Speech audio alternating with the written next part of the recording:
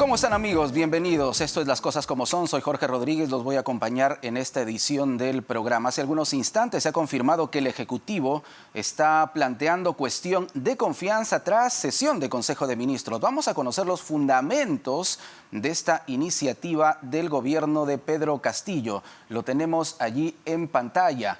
La cuestión de confianza se sustenta en los siguientes fundamentos. El artículo 133 de la Constitución, que establece que el presidente del Consejo de Ministros puede plantear ante el Congreso de la República una cuestión de confianza a nombre del Consejo. Esta cuestión de confianza facultativa, según el Tribunal Constitucional, a diferencia de la cuestión de confianza obligatoria, ha sido regulada en la Constitución de manera abierta, con la clara finalidad de brindar al Poder Ejecutivo un amplio campo de probabilidades en busca de respaldo político por parte del Congreso de la República. Es lo que se señala en este primer punto del documento, a través del cual el Ejecutivo, reiteramos, solicita cuestión de confianza ante el Congreso. En el punto 2, se afirma que lo señalado por el Tribunal Constitucional se constituye en una norma adscrita al artículo 133 de la Constitución, en la medida que establece la correcta interpretación de la cuestión de confianza facultativa y que básicamente es aquella que sostiene que este tipo en particular de cuestión de confianza es abierta y amplia en favor del Poder Ejecutivo. Punto número 3, es por eso que, bajo ese entendimiento, el día 8 de abril de 2022, el Poder Ejecutivo presentó ante el Congreso de la República el proyecto de ley 1704-2021, cuyo propósito era derogar la ley 31355, ley que desarrolla el ejercicio de la cuestión de confianza regulada en el último párrafo del artículo 132 y en el artículo 133 de la Constitución Política del Perú. Seguimos conociendo este documento. En el punto 4 se señala esto, ya que precisamente la ley 31355, aprobada por insistencia por el Congreso de la República, en realidad no desarrolla la cuestión de confianza facultativa, sino que lo que hace es modificarla sin haber llevado a cabo el mecanismo de reforma constitucional que establece el artículo 206 de la propia Constitución. Además, la referida ley vulnera, dice este documento, el principio de supremacía constitucional y desnaturaliza el núcleo duro del régimen político establecido.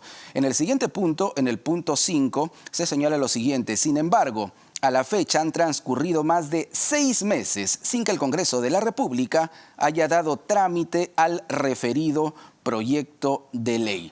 Continuamos conociendo este documento, reiteramos, a través del cual el Ejecutivo, el presidente del Consejo de Ministros, en todo caso Aníbal Torres, está planteando cuestión de confianza al Parlamento.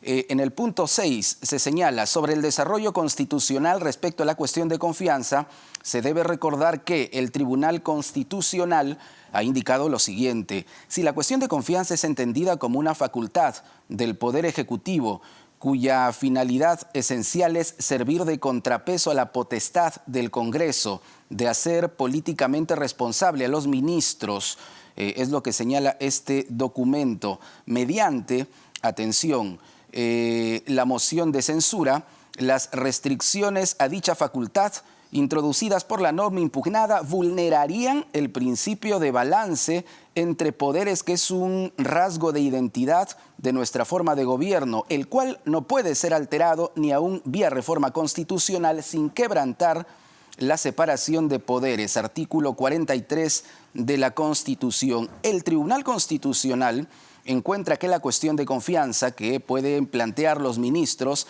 ha sido regulada en la Constitución de manera abierta, con la clara finalidad de brindar al Poder Ejecutivo un amplio campo de posibilidades en busca de respaldo político por parte del Congreso para llevar a cabo las políticas que su gestión requiera. En el punto 7 se señala asimismo, para delimitar su ámbito de actuación, ha previsto sobre qué aspectos no se puede plantear la cuestión de confianza. A saber, esto es lo que señala el Tribunal Constitucional sobre la cuestión de confianza. El tribunal considera que la presentación de un proyecto de ley relacionado con la reforma de la Ley Orgánica del Tribunal Constitucional, específicamente en lo relacionado al procedimiento para la selección de sus magistrados, se encuentra dentro del ámbito de las competencias del Poder Ejecutivo por tratarse de un asunto de un marcado interés nacional. No se ha presentado así alguna lesión de la Constitución en este extremo de la demanda. Distinto sería, señala también el Tribunal Constitucional, el escenario si es que el planteamiento de la cuestión de confianza fuera sobre materias que comprometen el principio de separación de poderes y con ello las relaciones entre el Poder Ejecutivo y el Legislativo. Para este tribunal, estos supuestos sin ánimo de exhaustividad son los siguientes: que el planteamiento de la cuestión de confianza esté relacionado con la supresión de la esencia de alguna cláusula de intangibilidad de la Constitución, forma de gobierno republicana y representativa, etcétera; que el planteamiento de la cuestión de confianza en el caso de proyectos de ley no se realice respecto de materias que permitan concretar u operativizar las propuestas planteadas por el gobierno o que carezcan de un marcado interés público. Ya finalmente, en el punto 8, se señala que en ese sentido, de acuerdo a los ámbitos de ejercicio desarrollado por el Tribunal Constitucional, es procedente plantear una cuestión de confianza para que el Congreso de la República dé trámite al proyecto de ley 1704-2021, el que mencionábamos hace algunos instantes, en la medida que la discusión del mismo se encuentra íntimamente ligado con la salvaguarda del sistema democrático, ya que el proyecto de ley en cuestión busca derogar una ley que atenta precisamente contra el sistema democrático y el equilibrio de poderes al reformar de manera indirecta la cuestión de confianza facultativa. Punto 9. Sobre el particular, se debe recordar que según el numeral 611 del eje número 6 de la Política General de Gobierno para el periodo 2021-2026, aprobada por el Decreto Supremo 164, parte de la política de este gobierno es la consolidación de la institucionalidad democrática. Y ya finalmente, en el punto 10, por lo tanto, el planteamiento de la cuestión de confianza se encontraría dentro de las políticas que la gestión del gobierno requiere, tal y como lo exige la sentencia del Tribunal Constitucional recaída en el expediente 0006-2018. Ello en la medida que la derogación de la ley 31355, que es precisamente lo que busca el proyecto de ley 1704, que no viene tramitando el Congreso, fortalecerá la institucionalidad y el equilibrio entre poderes. Es lo que señala, reiteramos, este documento presentado por el Ejecutivo ante el Congreso, planteando la cuestión de confianza. Hay que señalar, amigos, que en esta sesión de Consejo no estuvieron presentes dos ministros, ni el canciller ni la ministra de la Mujer.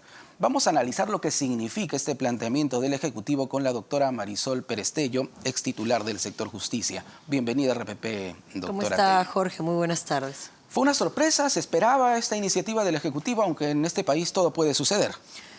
Ya en realidad las cosas que hace el Ejecutivo no son sorpresas, ¿no? Vivimos de incertidumbre en incertidumbre hace 1 año y medio y eso obviamente tiene impacto en la vida de las personas, en la tranquilidad que necesita un mercado para poder crecer y generar inversión, en la tranquilidad que necesitamos para saber que vamos a poder pagar el colegio de nuestros hijos el próximo mes. O sea, hay una zozobra y una angustia que ha acompañado nuestra vida en estos últimos meses, lamentablemente en un país que está absolutamente polarizado y que jala la ley y la pretende interpretar olvidándose qué son los límites al ejercicio del poder. Entonces, desde el punto de vista político, yo creo que es un distractor más, que tiene que ver, por supuesto, con la conducta del premier, que no tiene forma de ser justificada. O sea, es lo que ha hecho con relación a una periodista de un medio conocido al insultarla, insulta a todas las mujeres de este país, el calificar su conducta como madre, como mujer y como persona, simplemente por una crítica a un hecho, demuestra que es una persona que no puede continuar ejerciendo el cargo que ejerce. Y claro, obliga a la ministra de la Mujer a sentar una posición que no ha querido sentar, obliga a la primera vicepresidente a cuestionar un hecho que las mujeres estamos esperando, y los hombres en general, tenga una conducta de parte del presidente de la República y de parte del Congreso que le ponga límite al abuso de la posición en la que se encuentra él y que pueda insultar impunemente a la prensa, pero además calificar a una mujer en su condición de madre y de esposa simplemente porque hace una crítica a una obra inconclusa. O sea, yo creo que es un distractor, como lo que suele hacer este gobierno. Pero presentar este documento días previos a la llegada de la Comisión de la OEA, además, ¿está relacionado, o en todo caso, cómo podríamos relacionar estos dos hechos? Lo que pasa es que si no generas un distractor de este tamaño, el debate, por lo que ha dicho el presidente del Consejo de Ministros a una periodista, violenta la libertad de expresión, que es una garantía en el Estado democrático, y evidentemente va a despertar en la visita de la OEA próxima a llevarse a cabo sospechas de que la conducta de este gobierno es una conducta por lo menos criticable. Yo creo que además es antidemocrática, más allá de todos los visos de corrupción que tiene. Pero eso es lo político. O sea, desde el punto de vista político, creo que es un distractor, no solamente por lo que ha pasado con la señora Carreño, con quien por supuesto me solidarizo y a quien felicito por haberle dado el peso que tiene en lo personal. Pero hay que darle el peso que tiene en lo global. O sea, tenemos una conducta en este país con una estructura patriarcal, con un machismo que ha sometido a la mujer por muchos años y con una pelea por garantizar nuestros derechos en términos de igualdad de oportunidades que no puede pasar por alto un hecho como este. Correcto. Desde lo político. Desde lo político, mirado desde la visita de la OEA, también es un distractor porque quisieran sacar de la agenda un hecho que de alguna manera te permite sentir lo que sentimos los peruanos todos los días, ¿no? El maltrato, la ofensa como regla. Pero ya si vas a lo legal, es un absurdo desde donde lo mires. ¿Por qué es un absurdo? Por varias razones. Primero, hay muchos proyectos de ley que tendrían que ser priorizados. Hay dos proyectos que constitucionalmente tienen que ser priorizados, dos tipos de proyectos. Uno, las iniciativas ciudadanas, obviamente, porque hay firmas de ciudadanos que respaldan la presentación de un proyecto de ley y debieran tener prioridad. Existe en la Comisión de Justicia, que hoy preside el partido de gobierno, un proyecto desde el 2018, que es una iniciativa ciudadana presentada por la Comisión Episcopal de Acción Social, por la Iglesia, con los privados de libertad para priorizar el cambio en la conducta al transcurso del tiempo. O sea, no importa si dos personas que han cometido un delito han cumplido 2 años en la cárcel. El que tiene que tener la oportunidad es el que ha cambiado y no el que va a volver a salir a cometer un delito. Eso está desde el 2018 esperando ser discutido y nadie dice nada y nadie hace cuestión de confianza y nadie se pronuncia sobre el tema, el ministro de Justicia menos. Entonces, el otro tipo de proyectos que están priorizados constitucionalmente son los proyectos que plantea el Poder Ejecutivo. Pero plantear una cuestión de confianza, argumentando además que lo que quieren hacer es corregir la inconstitucionalidad de una norma, no es el camino jurídicamente viable. ¿El Congreso no estaría cometiendo un error entonces Por supuesto que dejar no. dormido este proyecto? No lo ha dejado dormido. Hay proyectos que están discutiéndose, muchos proyectos del Poder Ejecutivo, algunos desastrosos, la mayoría de ellos, por lo menos todo lo que tiene que ver con pueblos indígenas, pero lo que está haciendo es discutirlo en la oportunidad que tiene que ser discutido. Yo creo que hay otras prioridades para el país en este momento. Se lo preguntaba porque en reiteradas ocasiones los ministros han señalado que muchos de sus proyectos no son atendidos por el Ejecutivo, mirando también este problema desde distinta óptica, ¿no? Ya, pero eso no te faculta presentar una cuestión de confianza. En todo caso, actúa políticamente. Pero no puedes plantear una cuestión de confianza diciendo además el argumento, porque ya no voy a la cuestión de confianza, vamos desagregándolo. Correcto. Primero están planteando una cuestión de confianza alegando la inconstitucionalidad de una norma. O sea, ellos quieren corregir por la vía de una norma la inconstitucionalidad que ellos aducen tiene otra. Cuando el único que puede declarar la inconstitucionalidad de una norma es el Tribunal Constitucional.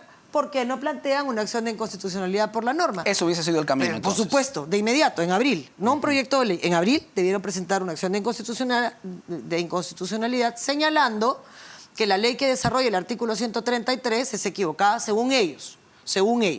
Sí es verdad que tiene que haber una reforma integral del sistema político y de los contrapesos que existen en el país. Por supuesto que sí, que se tiene que regular la figura de la vacancia. Esas cosas son urgentes, los requisitos para ser presidente del Perú. No puede ser que a todos nosotros nos pidieron antes de conseguir trabajo nuestro certificado de antecedentes penales y que tú puedas tener un candidato a la presidencia que ha sido sentenciado por delito doloso. Eso no admite análisis. Claro. ¿No? En teoría ahora en nuestro país alguien que ha salido de la cárcel podría después ser candidato de ser a la sentenciado por asesinato puede llegar a la presidencia de la República. Entonces, sí se necesita reformar la Constitución y yo creo que debe hacerse vía referéndum para que tenga legitimidad. Solo necesitas 66 votos, reformar el 110 para que no puedas candidatear si has sido sentenciado por delito doloso, por lo menos delitos más graves. Tampoco deberías de poder mantener el ejercicio de la presidencia si tienes investigaciones por corrupción. Para entendernos, esos son los proyectos que se deberían priorizar en el Congreso. Y están discutiéndose porque tienen que ver con una coyuntura que en realidad nos está asfixiando. Por supuesto que hay que regular el 117 y por supuesto que hay que regular el 133 y hay que reformar el sistema político, es urgente. Pero no lo puedes hacer sobre la base de lo que le conviene al Ejecutivo. El Ejecutivo lo que quiere hacer planteando una acción que está mal planteada. Primero te digo, la vía para declarar la inconstitucionalidad de una norma es la acción de inconstitucionalidad, no una ley. La acción de lo que acaban de plantear, la cuestión de confianza, se plantea sobre políticas públicas, no sobre quiero que discutas mi proyecto de ley ahorita. ¿Ya? Y que por eso es que hábilmente han pretendido, torpemente, pero digamos con cierta habilidad, han pretendido amarrar ese proyecto de ley al eje 6 de su planteamiento general de gobierno que tiene que ver con fortalecimiento democrático. Sí, entonces, lo que estábamos leyendo hace algunos instantes, por eso hemos leído los considerandos yo he planteado un del proyecto documento, de ley así es. Que está amarrado a la política pública, porque el TC ya dijo que sí puedes plantear una cuestión de confianza por leyes en la medida en que se refieran a políticas públicas. En realidad no estás planteando una cuestión de confianza por el proyecto de ley, sino por la política pública que se puede ver afectada. Nos queda claro que ese no era el camino, entonces. De ninguna manera. ¿Cuál puede o debe ser, en todo caso, la respuesta del Congreso de la República? Mira, a ver, yo siempre creo que cuando un país está polarizado, el uso de los votos no es inteligente. Si tú tienes la mayoría para archivar el proyecto, lo archivas en comisión y se acabó el debate. O sea, se acabó el debate. Pero yo lo que creo es que debe discutirse. ¿Y por qué debe discutirse? Porque los ciudadanos tienen derecho a entender lo que está pasando. Y tienen derecho a ver lo burdo de forzar por la vía de una cuestión de confianza algo que debería de tramitarse vía una acción de inconstitucionalidad. Y poner en evidencia que hay una serie de proyectos que dependen de ellos, como esta iniciativa ciudadana que tiene 90.000 firmas y espera desde el 2018, y todas las cárceles del país están esperando que el presidente de la Comisión de Justicia se atreva a discutirlo y a decirle al país, no quiero que se priorice el cambio en la conducta, sino el tiempo cumplido. Porque eso desnaturaliza completamente la reinserción como finalidad de la pena, ¿no? Pero no les interesa. O sea, lo lamentable en todo esto es que un Consejo de Ministros que tiene que discutir temas vitales. Mira todas las investigaciones que hay por corrupción en torno al aparato estatal. Es la primera vez, además, que veo publicada una sesión de Consejo de Ministros. Ya me gustaría que todas las sesiones de los consejos de ministros sean públicas. Sin dos de ellos, por cierto, lo hemos dicho, sin el canciller y sin la ministra de la Mujer. Además, que tienen que respaldar con su voto esto. Lo curioso es que en el documento se habla de unanimidad. No hay unanimidad. Hay unanimidad de los que estuvieron presentes. Los que estuvieron presentes, pero en todo claro. caso habrá que escuchar si los dos que están presentes son capaces de hacer lo que se tiene que hacer cuando uno está en contra de una medida de esa naturaleza, que es renunciar. Pero todos quieren su fajín y están dispuestos a pagar el costo que sea sin importar el país. Y yo creo que lo que está en juego acá, Jorge, y por eso la pena y la frustración, es que están pretendiendo por la vía de la legalidad y no de la legitimidad tirar agua para su molino, ¿no? Porque lo que en el fondo quieren es usar la bala de plata, que es la cuestión de confianza, para forzar un cierre del Congreso y estar en igualdad de condiciones, porque ya la vacancia tiene 66 votos. Vamos a ese escenario. ¿Qué pasa si el Congreso de la República le niega al Ejecutivo esta cuestión de confianza? ¿Qué podría pasar? ¿Cuáles pueden ser los escenarios para el país? Lo que pasa es que la cuestión de confianza no es clara. Han planteado una cuestión de confianza para que el proyecto se debata. El proyecto se debate y se archiva, ya está. O no pueden plantear una cuestión de confianza para que obligara a que el proyecto se apruebe, porque entonces no es una cuestión de confianza. No estamos hablando, para que nuestro público lo pueda entender, de un escenario en el cual se pueda cerrar el Congreso de la República. No, porque además esa es la primera cuestión de confianza que se negaría. Yo creo que está además queriendo evitar una censura. Al menos no con esta. No con esta. Creo que se está queriendo evitar una censura. Creo que el camino que puede ser legitimado por la ciudadanía es un adelanto de elecciones. y lo digo siempre. La vacancia que está circulando, la moción de vacancia que está circulando en el Congreso, ¿puede ser también...? Sí, por supuesto, pero no se oponen, ¿ah? Ajá. O sea, no se oponen. Porque claro. si tú haces solo una vacancia o solo una suspensión y para una no hay 87 votos, sí 66 para presentarle, por lo menos discutir frente a la OEA lo inmoral que resulta tener a un profesor que plagia su tesis y que con eso logra un ascenso para ganar más plata que los profesores a los que pretende representar. Claro, por eso le preguntaba si este distractor, como usted lo ha señalado también, podría ir dirigido a esto, ¿no? A la moción de vacancia que, como usted lo ha señalado, tiene ya 65, casi 70 votos. 66. Lo que busca es, yo creo que lo que busca es nivelar la cancha, ¿no? Es decir, tú tienes tus 66 votos para la vacancia, yo te planteo una cuestión de confianza.